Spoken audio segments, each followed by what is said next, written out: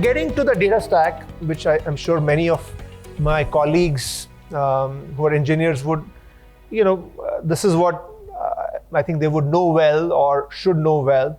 Look, this data stack, the data technology stack, the very simple way of thinking about it is to think of it as the data management value chain. Yeah.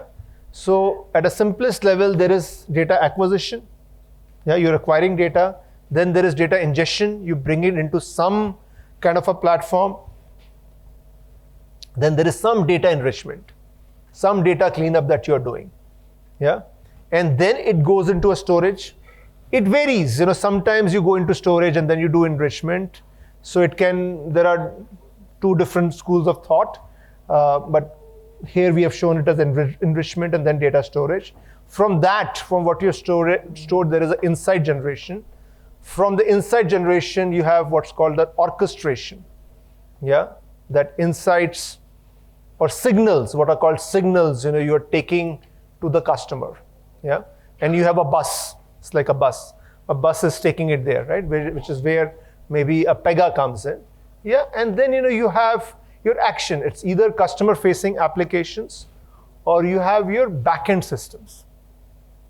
Yeah, either customer-facing applications or back-end systems. So this is a simple view of the data stack. Make sense? Yeah, we try to make it very complicated, and there are many different type of pictures. Yeah, but this is the simplest way for you to understand what a data stack looks like. Yeah. Okay. Now across this data stack, there are at least 7 very big shifts happening. Okay, I'm trying to summarize a lot into very simple slides. The first big shift is from on-prem to cloud. Okay, from on-prem to cloud, which is, data is exploding and cloud gives you elastic storage. Yeah, on-prem to cloud. The second is from batch processing to real-time processing. We spoke about that the nature of data is becoming more real-time. So therefore, there is a shift in the stack from batch to real-time processing. There is from monolithic architecture to microservices-based architecture. Yeah, because instead of building it as one entire system, very difficult to then deal with it. Yeah, microservices-based architecture. From data warehouse, which is for structured data. Yeah, data warehouse was for structured data, rows and tables. Yeah, to data lakes, which was for unstructured data. Yeah, and to what we're calling hybrid structures, because the nature of data is both structured and unstructured, and you need to deal with both. And that is where platforms like Databricks are becoming so powerful. Yeah, they are hybrid structures. They are called lake houses. Yeah, data lake, data warehouse, you combine data lake houses.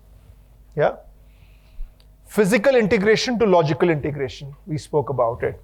AI experimentation to AI first. Most large enterprises recognize this, that AI is happening. It's not a choice. Yeah, right now there is an epidemic of POCs around AI. Yeah, epidemic of POCs, but the structures, the architectures are becoming AI first. Yeah, and finally, design for analyst teams to lot more of self-service.